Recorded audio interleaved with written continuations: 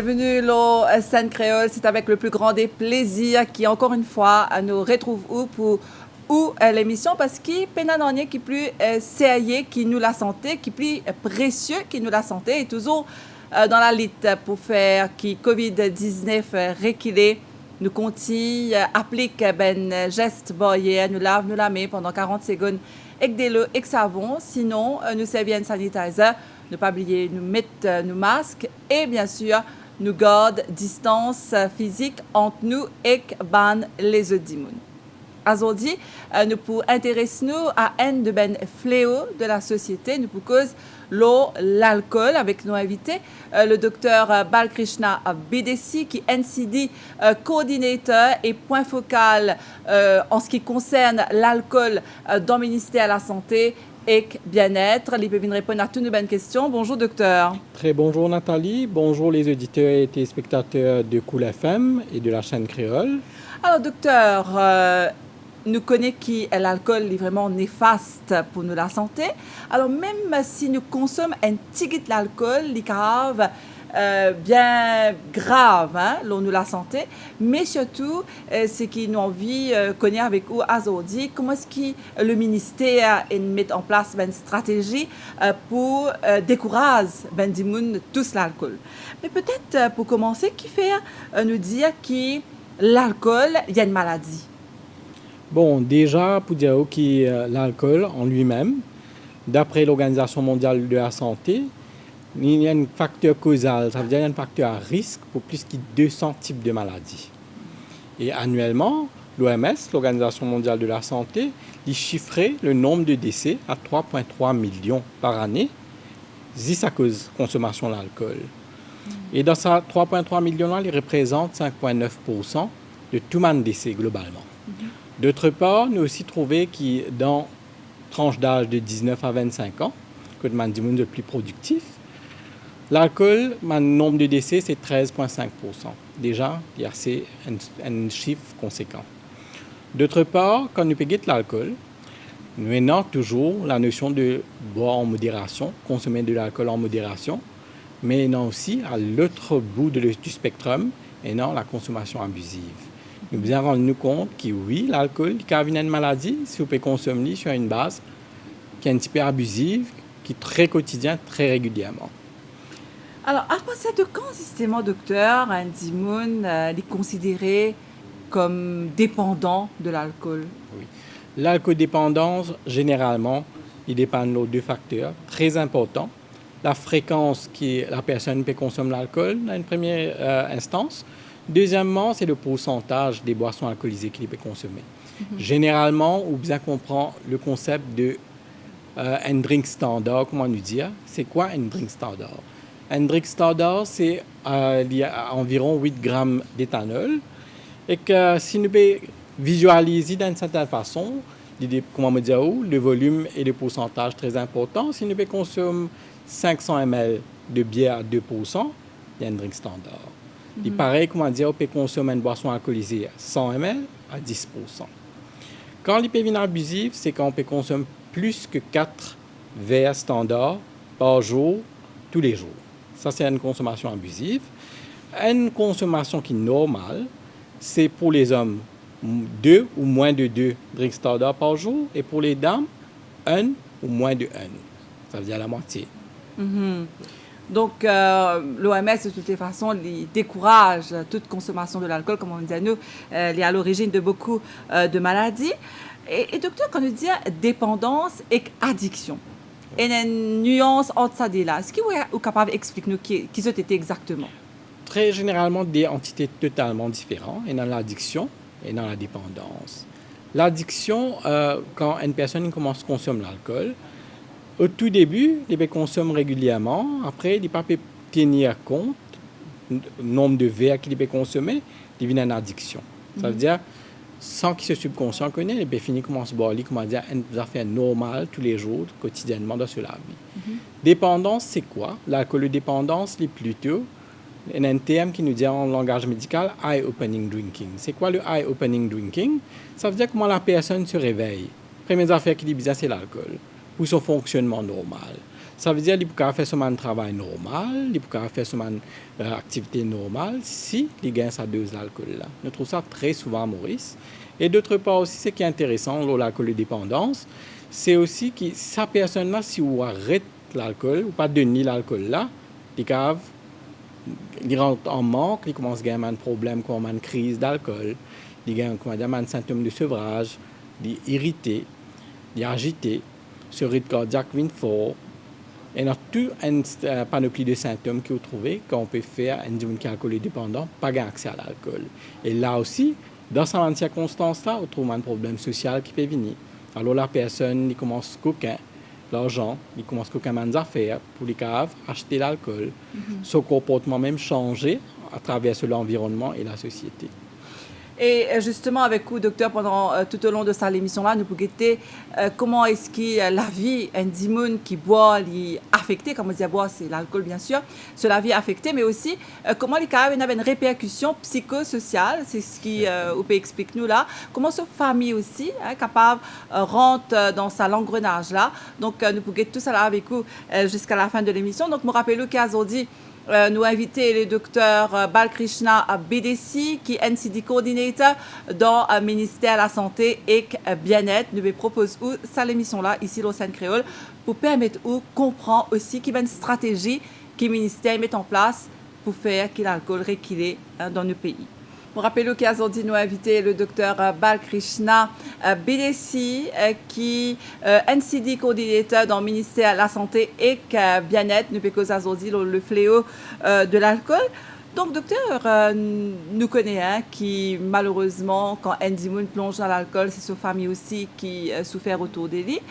Donc, il y a une autre souffrance apparemment qui est encore plus dire. C'est non seulement ça dit mon peut boire, la famille aussi peut sombrer un peu parce qu'ils ont des problèmes, mais il y a aussi le regard des autres qui a un rôle important. Donc, comment est-ce que nous, en tant que société, comment est-ce que nous visons sans peut-être nos mindset, sans nos façons de voir les choses? Certainement, on connaît normalement un alcoolique.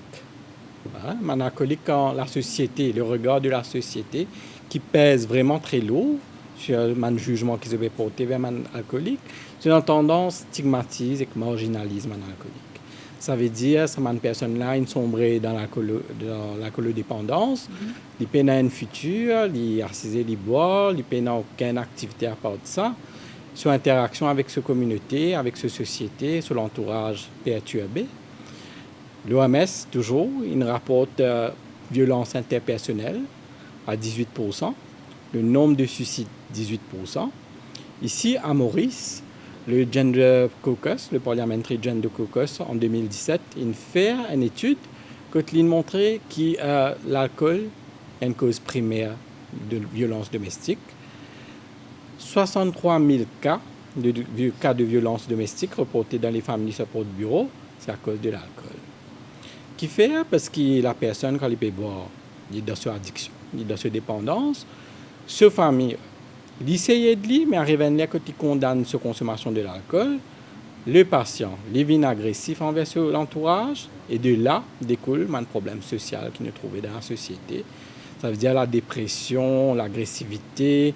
La personne même n'a pas envie de faire un premier pas vers le traitement, il sent qu'il n'est pas bien encadré socialement, il n'a pas le support psychologique qui est nécessaire et que vous trouvez, il rentre plus profondément dans la dépendance. Ne pas dire qu'un monde qui boit, il peut faire bien, mais en même temps, nous disons peut-être sans une façon de voir les choses, sans une façon qui nous aborde le sujet aussi, peut-être, non? Peut-être dans un premier instance, nous changeons l'opinion, nos perspectives envers un alcoolique, qui nous pensait, oui, sa personne-là, si nous tire dans le fléau de l'alcoolisme, nous sommes capables toujours de faire une personne qui est productive, une personne indépendante, une personne avec un futur.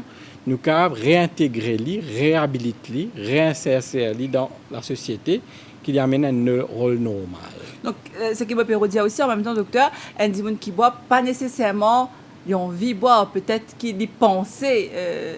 Les pensées qui sont sorties d'un problème, par exemple.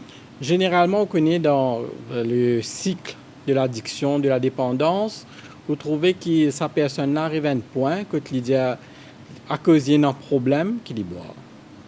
Mais par la suite, quand il est engagé dans un traitement, il commence à réaliser qu'en rétrospection, il trouvait qu'il ne boit, mais il garde sur la vie, il garde sur ce quotidien de tous les jours, sur une relation sociale, et éventuellement, il trouvait qu'il ne perdait sur les temps avec l'alcool. Il y a deux facettes de l'alcoolodépendance, mais toujours est-il que quand nous pouvons aider une personne qui peut envie de suivre un traitement contre l'alcoolisme, le support psychologique et l'encadrement est bien important. C'est pourquoi dans les centres de traitement, qui nous un petit peu dans les hôpitaux, dans l'hôpital régional, nous savons faire une thérapie où nous accompagnons la famille, nous incluons les autres membres de la famille pour gagner ce support-là. D'accord. Nous pouvons un petit peu là avec vous, docteur, parce qu'il y a pourtant qui vous explique nous comment le ministère permet ce combat-là pour décourager Ben Dimoun boire ou alors abuse surtout de l'alcool. Alors, je vous propose de faire une pause musique et nous revenons tout de suite après avec le plateau.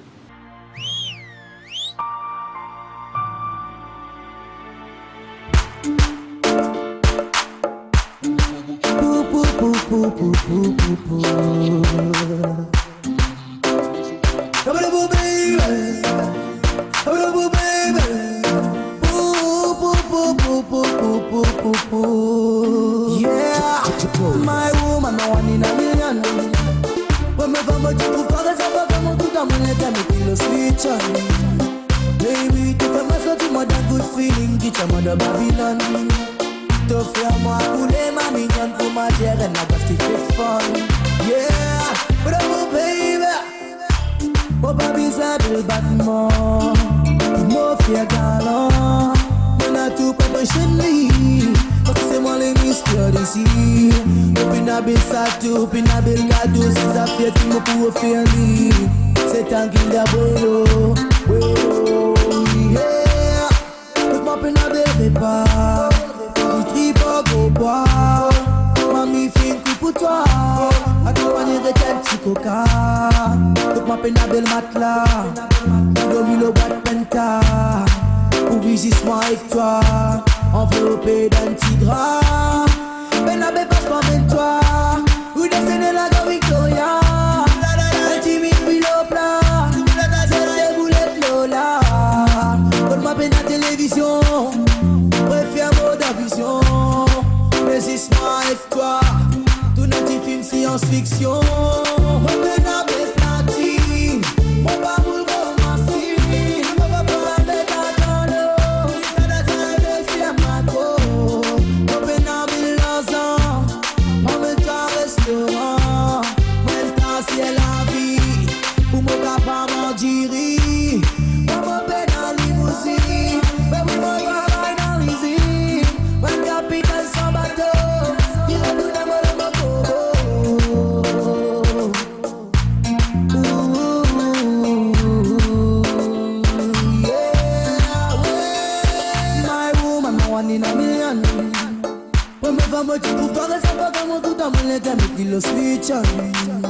Baby, tu fais ma sortie, moi d'un good feeling, qui t'aime de Babylone. Tu fais moi couler ma mignonne pour ma terre et la glace qui fait fun. Yeah, but oh baby.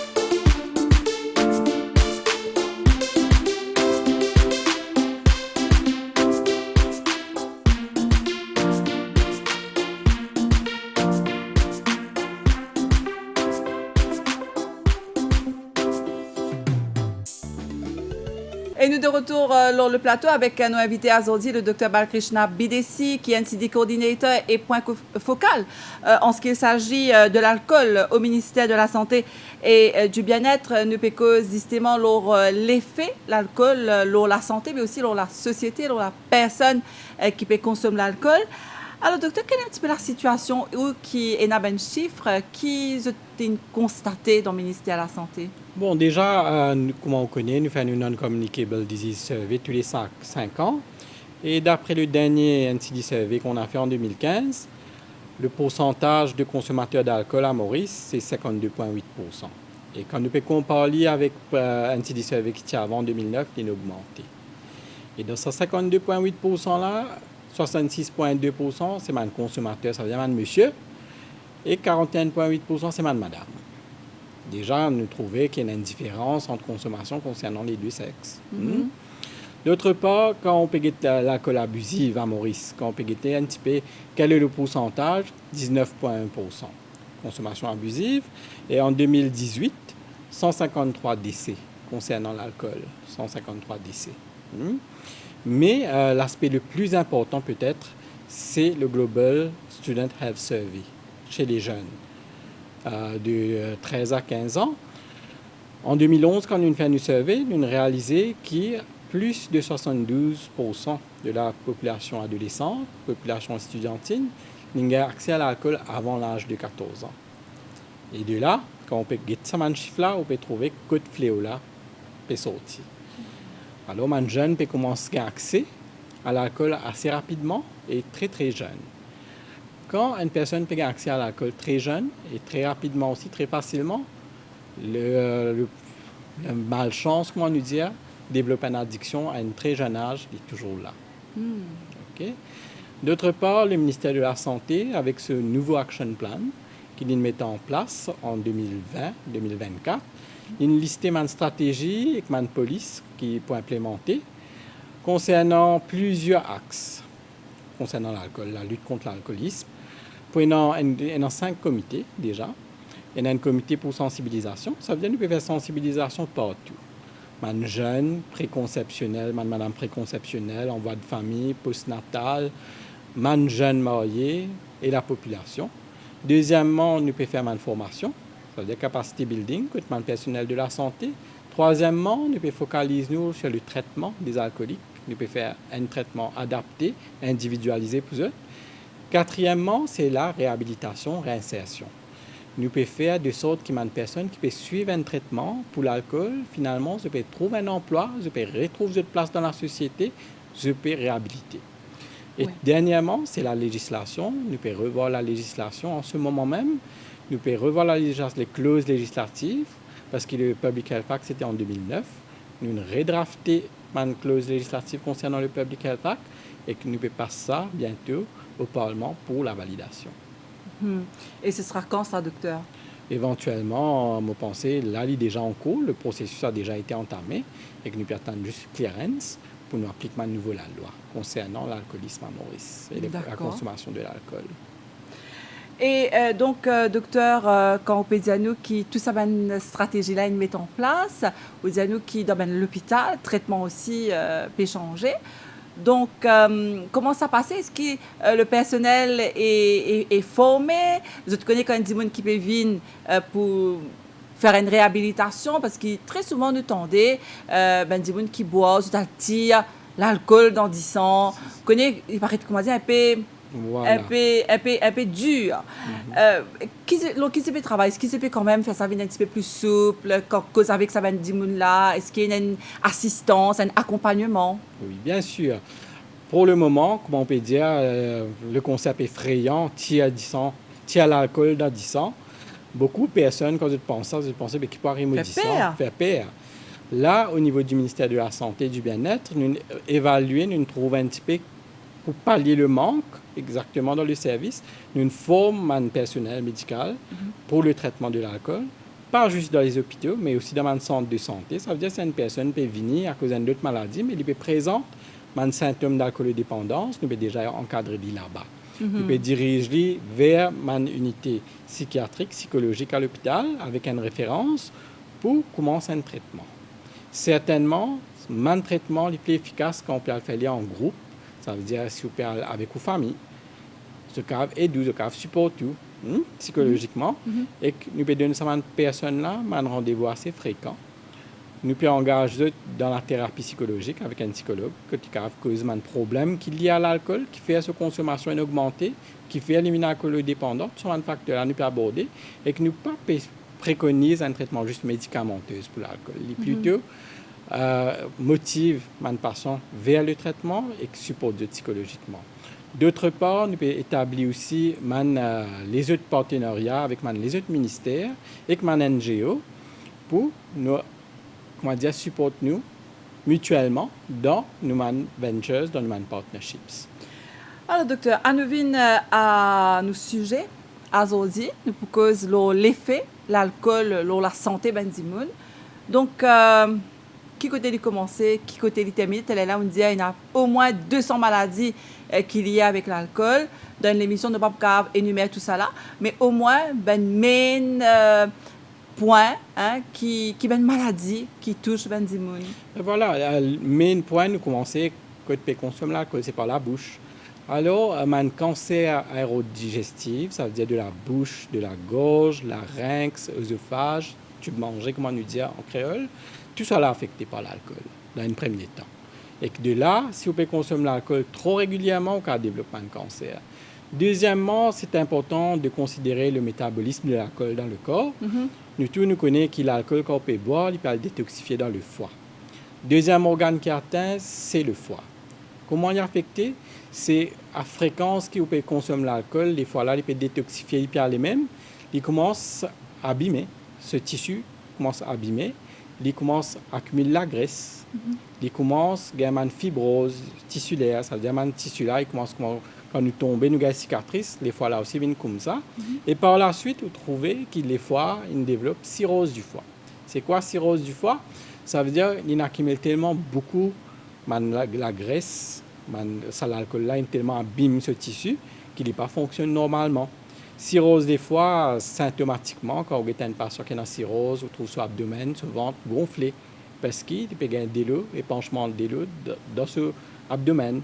Deuxièmement, on a la jaunisse. La jaunisse très fréquente parce qu'il nous connaît aussi qu'il les fois, il détoxifie un petit peu la bile. Et si ce fonctionnement n'est pas normal, vous trouvez personne n'est jaune.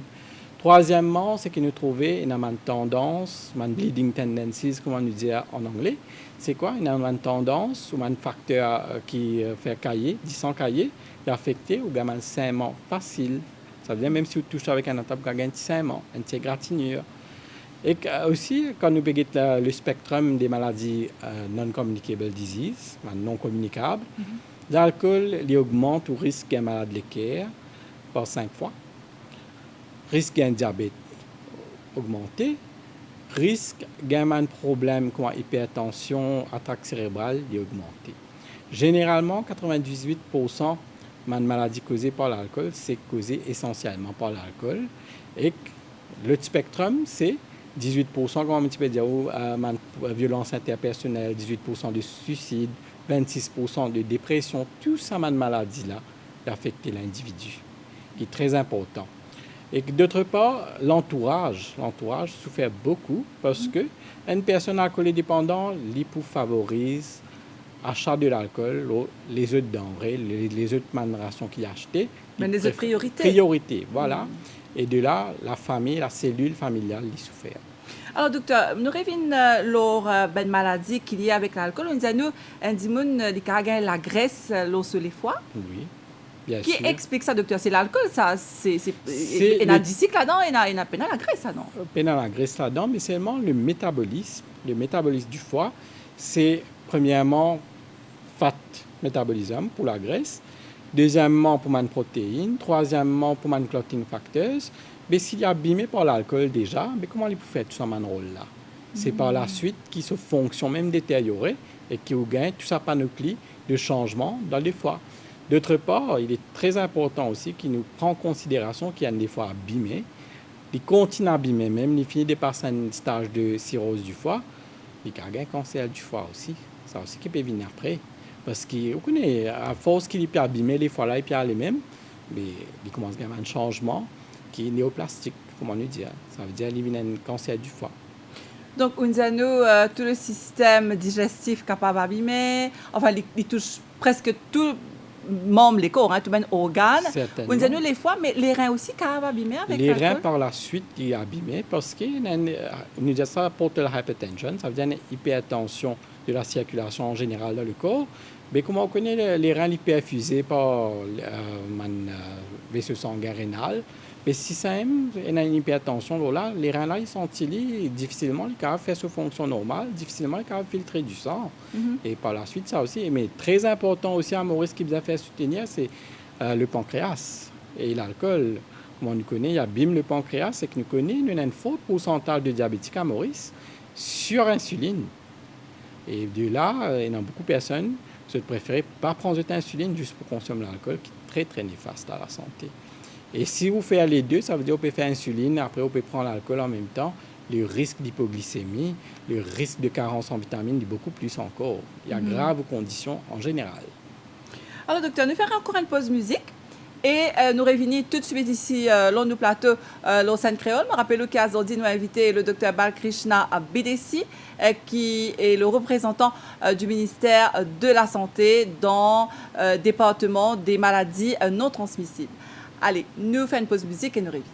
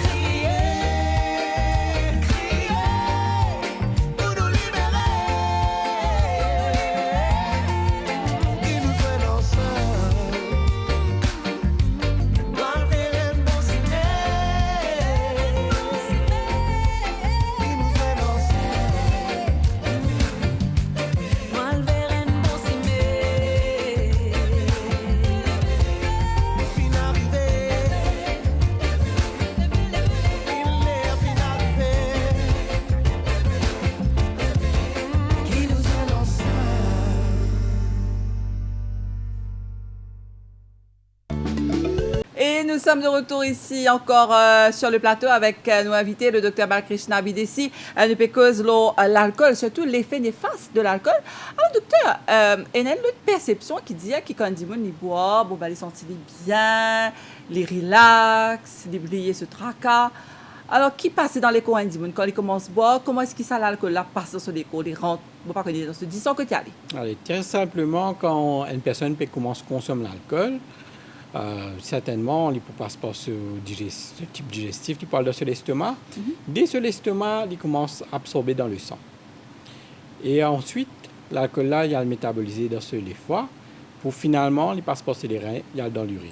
C'est pourquoi, quand on peut faire un test d'alcoolisme, premièrement, nous guettons le sang, deuxièmement, nous guettons l'urine, et troisièmement, qui est plus important, nous guettons le souffle. Ça veut dire quand on peut souffler, ce taux d'alcoolémie basé l'eau là.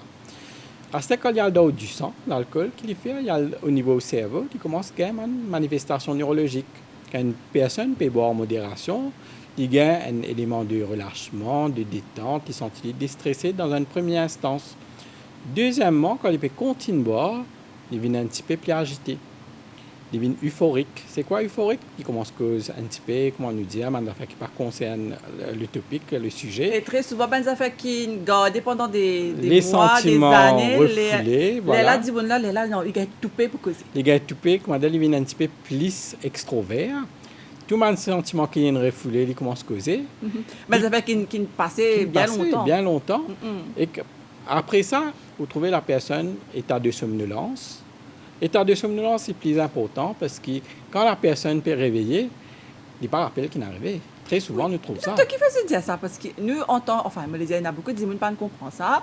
Et des gens qui bien faire ce, enfin, comment on peut dire ça, hein? Ils bien causer, ils détailler le passé, ils dire ou quatre vérités parce qu'ils boivent un verre ou bien deux verres.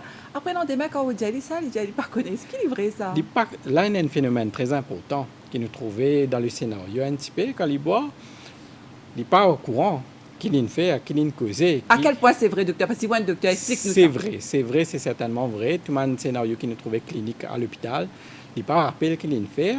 Et pour pallier le manque de mémoire qu'il a ce qu'il a fait, il commence à confabuler. Il commence à raconter une histoire. Non, je ne pas boire autant. Non, je ne pas faire des ordres. Non, je ne pas cause beaucoup. Je ne pas aborder ce topic-là du tout. Il confabule. Parce que si une personne il finit de faire ce somnolence, il finit de dépasser sa stase, quand il y a plusieurs épisodes de somnolence, il est levé, il est confabulé, il continue à boire même, il y a les mêmes. Oui. Il y a une personne qui rentre dans l'état comateux. Ça veut dire sa fonction neurologique, il est grave.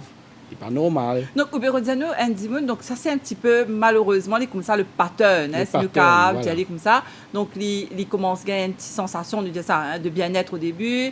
Après, on dit il gagne agitation, euphorie, somnolence. Alors, somnolence, ça c'est-à-dire sommeil, ça docteur, il fait partie de ça? Il forme partie de ça parce qu'une personne il aime bien boire, après il est fatigué, il est senti un petit peu trop détendu, il rentre dans l'état de somnolence. Parce que si la personne est levée, il continue à boire même y aller, il rentre dans l'état comateux. Ce qui m'explique là, c'est l'échelle des symptômes neurologiques quand une personne peut consommer l'alcool.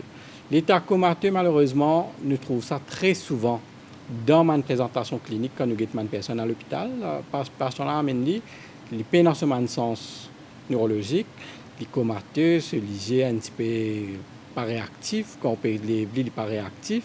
Malheureusement, il rentre dans l'état comateux. Et de là, vous trouvez la personne qui a même, quand il rentre dans l'état comateux, quand il peut sortir de l'état comateux, crise d'alcool. Crise d'alcool, c'est quoi? Ça veut dire la personne, dans tout ça, les temps qu'il est dans l'état comateux, il n'a pas accès à l'alcool. Quand il est levé sur les corps de ça, il commence à gagner une crise d'alcool parce que ce système neurologique est déjà un système irrité qui peut rôder à l'alcool. Très souvent, nous trouvons une crise d'alcool quand une personne qui ne boit pas pour une durée, je peux rôder l'alcool, je ne pas gagner, je gagne une crise d'alcool. Alors, crise d'alcool, il ressemble à quoi, docteur? Crise d'alcool, il paraît comme une crise épileptique. Ça veut dire une personne, il perd connaissance, il commence à gagner une crise, les corps entiers commencent à bouger. Il représente environ 13% de toute une crise médicale qu'il nous connaît. Et très malheureusement, la personne, quand il y a une crise d'alcool, il tombe, très fréquemment, nous trouvons ça, la personne gagne une blessure. Blessure à la tête, blessure un petit peu partout dans les corps, mais vous trouvez que la personne, si il y a une blessure à la tête et qu'il consomme l'alcool, il est très difficile pour monitorer sa personne-là sur le point neurologique. Ça veut dire ne pas reconnaître éventuellement quand il est arrivé dans le stade, dans sa échelle de symptômes neurologiques-là, il est difficile pour nous connaître. Nous, en tant que personnel hospitalier, il est difficile. L'état neurologique aussi, quand nous évaluons l'état neurologique d'une personne alcoolique, c'est à exclure sa blessure à la tête là, qui est très, comment on peut dire, très fréquent. Nous trouver si une personne a un problème, a un traumatisme au crâne, a une blessure à la tête, nous devons faire très rapidement de soin. Nous devons faire un scan, nous devons guetter est-ce qu'il y a un saignement dans la tête, est-ce qu'il y a un problème dans la tête. Tout ça là est très important. Et donc, quand on dit en manque d'alcool, il est capable de tomber n'importe où, il est capable de marcher, il est tombé, il est capable de chemin partout. Certainement. Ce n'est pas moi qui pédialise, c'est le public mauricien. Ou même, on nous a trouvé une personne qui est tombée côté de la boutique, il y a une crise, il reste comme ça même parce qu'il boit, il trop boit. Sur les corps, pas capable de lire sa somme, sa taux d'alcoolémie là, et qu'il tombe, il y a une crise. On trouve ça très très souvent, malheureusement. Et d'autre part, quand une personne a une crise, il augmente ses chances de gagner une crise plus tard à cause de l'alcool ou soit en temps normal aussi. En temps normal, ça veut dire que si une personne a une crise, même s'il veut faire un traitement de sevrage, ça veut dire petit à l'alcool, comme on utilisait précédemment, mais il a une crise quand même dans les phases initiales du traitement. D'accord. Donc, tout ça là, c'est malheureusement un problème que Benzimoun a gagné parce qu'ils abusent de l'alcool. Donc, il y a l'effet, comme on disait nous tout à l'heure, bien grave, sur la santé. Donc, docteur, finalement, comment est-ce qu'il ministère, là où on dit dans les grandes lignes, donc Benzimoun, les envies sont dans l'alcool là, comment est-ce qu'il ministère encourage les pour venir vers le service, c'est-à-dire pour venir vers l'hôpital, est-ce qu'il est dans tout l'hôpital, est-ce qu'il prend les en charge, qui ben différents niveaux de service qu'il a. Généralement, le service il changeait beaucoup depuis le concept de tir à l'alcool, ou soit admission à Brown Sequoia, Mental Health Care Center, pour concernant l'alcool, le traitement a changé. Nous avons fait un traitement à proximité des 120 personnes alcoolodépendantes là. Ça veut dire même si une personne qui est dans un centre de santé, nous trouvons qu'il y a un problème avec l'alcool, dès là, nous avons référé directement à un traitement psychiatrique, un traitement psychologique à l'hôpital. Nous avons un psychiatre qui peut travailler partout, dans toutes les régions, dans tous les hôpitaux régionaux, et que nous avons aussi un psychiatre dans le système Primary Healthcare System, ça veut dire dans un dispensaire, pas quotidiennement, mais nous avons vous donner un traitement, vous faire une clinique concernant l'alcool, entre autres, dans les autres maladies psychiatriques. Alors, quand on dit psychiatre, docteur, encore une fois, là, il y a une perception qui psychiatre, il faut dire, il y a un problème mental, là, il n'y a pas de psychiatre. C'est ça. Alors, ce qui est un psychiatre, il occupe aussi un démon qui est dépendant d'alcool? Il traite plutôt le côté addiction, le côté dépendance, alcoolodépendance. Il peut évaluer le patient aussi, il peut guetter comment il peut progresser avec le traitement. Mais d'autre part, comme on peut dire, on peut commencer le traitement dans un état de santé, un centre de santé primaire. Trois cas qui nous trouvaient concernant l'alcoolodépendance, c'est une personne qui vient à cause d'une blessure à l'hôpital sous l'emprise de l'alcool, ou soit un road traffic accident, un accident de la route à cause de l'alcool. La présentation, c'est dans le casualty, que nous trouvons un patient qui vient avec l'emprise de l'alcool. Là aussi, nous faisons de sorte que cette personne-là bénéficie du traitement médical adapté, ça veut dire à cause de la blessure, et aussi une référence à un psychiatre, à un psychologue pour évaluer l'état mental, pour évaluer la dépendance de cette personne par rapport à l'alcool. Donc, docteur, pour résumer ce qui vous fait dire nous, il est important que si un démon a envie de sortir depuis dans l'alcoolisme, il est besoin d'aller vers le traitement.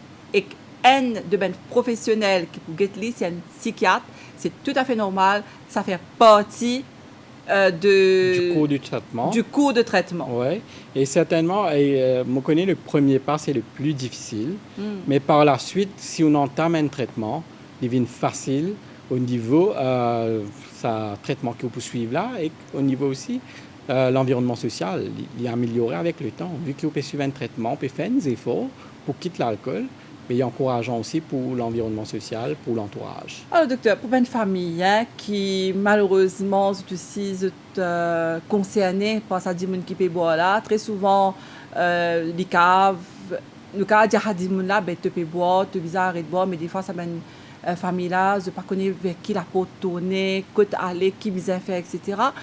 Donc, comment est-ce qu'ils sont capables, qui ben mot, peut-être en tant que docteur, qui ben mot, qui sont capables de servir pour encourager cette dimoun là à aller vers le service? Premier d'abord, le plus important, c'est de ne pas passer de jugement sur la personne qui est alcoolique. Selon toi, ce n'est pas jugement. Oui, il cas dire que cette personne-là consomme beaucoup l'alcool, tu as besoin de traitement, encourage-lui vers ce traitement-là. Mais seulement, il n'y a pas besoin de juger cette personne-là dans une première instance. Deuxièmement, c'est aussi faire le premier pas. Comme on disait, le premier pas est difficile. Faire le premier pas ensemble avec la personne qui est alcoolique. Ça veut dire la famille, le partenaire, soit l'époux, le conjoint, il y a leur somme avec sa personne. Mais très souvent, ça va dire là, c'est déjà fait tout ça là, docteur, se décourager à un moment donné parce que dis-moi là, pas d'écouter. Oui, certainement. Dans toutes les addictions, rechute, c'est toujours là. Comment on peut dire nous, se décourager parce qu'à plusieurs reprises, nous pouvons trouver la personne qui peut aller, qui peut guetter un petit peu, qui peut arriver, qui se problème. Il peut décourager. Et là, le psychologue aussi fait un travail qui cible la personne qui accompagne l'alcoolique aussi en question. Ah, ok. Lui, c'est booster son moral, il motive la personne, il guette un petit peu comment il peut encadrer sa personne dans l'entourage là aussi. Donc, encourage cette dimoun-là, pas boire, surtout aller vers un traitement pour ce bien aussi, pour le bien de la personne qui peut boire et que sur la famille, parce que là aussi, il ne faut pas, comment on est là, nous se dire, il ne faut pas qu'ils nous croient, qu'ils ça dit là, pas comprendre. Vous pensez qu'il connaît lui aussi qui se famille peut souffrir. La personne sait, sa personne alcoolique là, il connaît qu'il peut faire, il est en état de conscience, comment me dire, qu'il l'alcool pas bon pour la santé. Il est juste que sa dépendance, sa addiction là est difficile pour lui et qu'il a besoin de support. Il a besoin de support médicamenteux, il a besoin de support moral, il a besoin de support psychologique, un support social aussi. C'est ça qui est plus important. Et est-ce qu'il, par exemple, ben psychologue, ben psychiatre dans l'hôpital, est-ce qu'il écoute ça dit là parce que très souvent quand dit tombe dans l'alcool, c'est pas parce qu'il bon déjà il y a un problème oui, mais peut-être il y a une faiblesse quelque part. Il a envie que c'est qu'un démon, il a envie qu'un démon écoute parce que des fois peut-être arrivé que personne pas écoute lui, personne pas écoute ce problème. Oui. Au niveau comment on peut dire moi, personne pas écoute ce problème. Le ministère de la Santé il met une thérapie cognitive, ça veut dire une thérapie en groupe que la personne il cause ce problème. Il cause ce problème sans aucun jugement, sans aucun préjudice, que tu expliques qui fait qu'il tombe dans l'alcool, comment il tombe dans l'alcool, qui ce problème c'était et éventuellement dans sa thérapie cognitive là, nous essayons de trouver une solution aussi au problème. C'est ça le souci majeur, c'est qui ne déclenche l'addiction, qui ne déclenche la dépendance et par la suite trouver une solution ensemble et voir un petit peu dans quelle direction personne là continue de diriger sur la vie. Ça, thérapie cognitive qui nous mettait dans un soin de service psychiatrique. Et aussi le psychologue, si toutefois il y a un problème psychologique derrière l'alcoolisme, derrière la dépendance, mais ça, psychologue-là, il guette un petit peu l'état psychique de la personne, il guette qui fait. Est-ce qu'il y a une dépression qui l'aide à sa problème alcoolo-dépendance-là? Est-ce qu'il perd une famille, un proche qui ne développe sa alcoolo-dépendance? Ça, sont un facteur là, il est abordé dans sa thérapie cognitive là, et dans la psychothérapie là. Alors, docteur, nous tous nous rêvons un monde meilleur, que tu as autant de problèmes, que ben du monde pas sombrer dans l'alcool et surtout touche le fond. Très souvent arrive ça. Alors là, la décision est à qui si ça dit là a envie de sortir depuis dans l'alcool? Qui c'est qui vous apprend sa décision finale là? Décision finale, c'est le patient lui-même. Du monde qui peut boire là. Du monde qui peut boire là.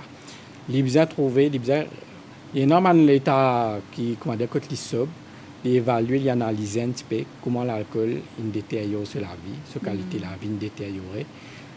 Il décide, il prend l'initiative de tourner vers un traitement que ce soit accompagné ou pas accompagné, il prend ça l'initiative là et qu'il dirige vers un centre de traitement et qu'il garde une régularité dans le traitement. Ça, premier d'abord. Deuxième d'abord, c'est de ne pas se laisser influencer. Toujours dans ma addiction, que ce soit la cigarette, la drogue, l'alcool, et dans un moment que la tentation est plus forte, la personne a envie de retomber dans l'addiction. C'est de ne pas céder à la tentation. Et Là, trop- Wikipédia, excusez-moi, Wikipédia, ben jeune aussi, tombe dans l'alcool. Très souvent, c'est un petit peu le pire groupe, docteur. L'influence. L'influence, le pire. Alors, comment ça passait, hein? Est-ce qu'il, par exemple, il amène l'alcool light, que vous êtes capable d'un groupe, un petit camarade dire comme ça, mais bon, ça, il light, ça. Est-ce qu'il existait, ça, et dans l'alcool light? Ouais, effectivement, concernant l'alcool, il n'est pas pareil comme la cigarette. Concernant l'alcool, dépendant volume et pourcentage, il y a un alcool au pops qui est très coloré, il y a une boisson alcoolisée à faible dose qui attire sa jeune là. Oui. OK? Mais très souvent aussi, qui nous trouvait, la tolérance n'est pas la même parce que sa personne n'a jamais goûté l'alcool. Et du coup, les manifestations neurologiques ils viennent plus rapidement. C'est ça le début de la dépendance. Et deuxièmement aussi, l'influence du peer pressure, il joue un très grand rôle parce que l'acceptance, voilà, acceptance to the community, acceptance to the social group, il est dicté par le peer pressure. Si vous ne pas faire ça, ben, nous ne va pas accepter vous dans le groupe. Docteur, est-ce que vous pouvez expliquer c'est quoi le peer pressure? Le peer pressure, c'est plutôt une personne qui, généralement, n'a pas accès à l'alcool. Nous cause dans le contexte de l'alcool. Il n'a pas accès à l'alcool, mais énormément de personnes, un adolescent qui déjà consomme l'alcool, qui déjà gagne l'effet de détente, de relâchement là, il disait, ben, c'est ça, tu as un petit coup, tu te sens plus détendu, tu te sens plus correct. Après, tu peux grandir plus vite aussi, tu peux plus acceptable socialement, dans un groupe, tu consommes l'alcool, tu as déjà essayé la cigarette. C'est ça le peer pressure, dans un premier temps. Deuxième temps, c'est aussi le peer pressure que tu peux trouver dans l'école, et dans un étudiant un petit peu plus grand, je vais faire un plus petit, c'est dans la tentation, que ce soit l'alcool et la cigarette. Et tout ça, là, il joue un rôle très, très important dans le milieu scolaire. Que une personne, un adolescent, je vais apte à développer la tentation par rapport au peer pressure.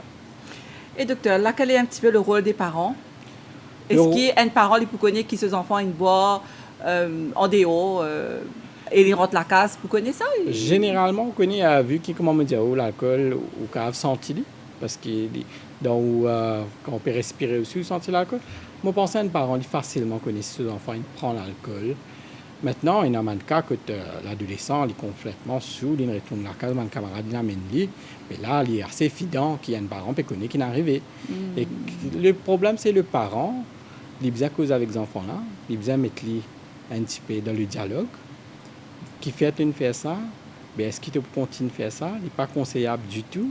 Sensibilise sur les effets néfastes de l'alcool.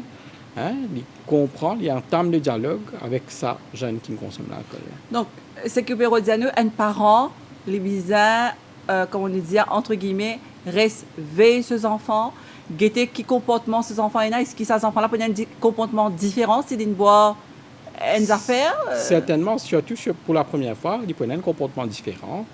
Et deuxièmement, un trouble du comportement qu'il y a à cause de l'alcoolisme. Si vous trouvez les enfants là, ils commencent à boire, ils continuent à boire, ils commencent à commander d'affaires à la maison, tout ça là, vous pouvez trouver qu'il y a un changement dans ce comportement. Mais là, le dialogue entre les parents et l'enfant est très, très important. Donc, les parents qui jouent un rôle bien important dans tout ça là. Certainement. Alors, docteur, il arrive presque à la fin de l'émission. Qui vous peut dire nous, là, qui message ou est pour Benzimoun qui peut nous aujourd'hui? Alors, premièrement, l'alcool, c'est à consommer en modération. Une aborde topique modération, c'est quoi? Deuxièmement, si vous êtes alcoolique ou vous êtes alcoolodépendant, faites le premier pas. Venez vous nous voir dans les services hospitaliers, dans les services de centre de santé. Qui écoute ce capable aller, docteur, dans Casualty? Je capable dans Casualty, je capable même dans un dispensaire que nous vous dirigeons. Nous pouvons tourner vers une unité que les cargants ce traitement, les cargants sur un rendez-vous, les cargants un traitement individualisé et les quitte sa dépendance là. Très bien. En tout cas, merci beaucoup, hein, docteur Balkrishna Bidesi. Vous venez répondre à toutes nos bonnes questions ici, l'Océan Créole. Et nous disons merci, ou une fidèle à cette émission-là. Nous retrouvons très bientôt pour un nouveau magazine. À bientôt.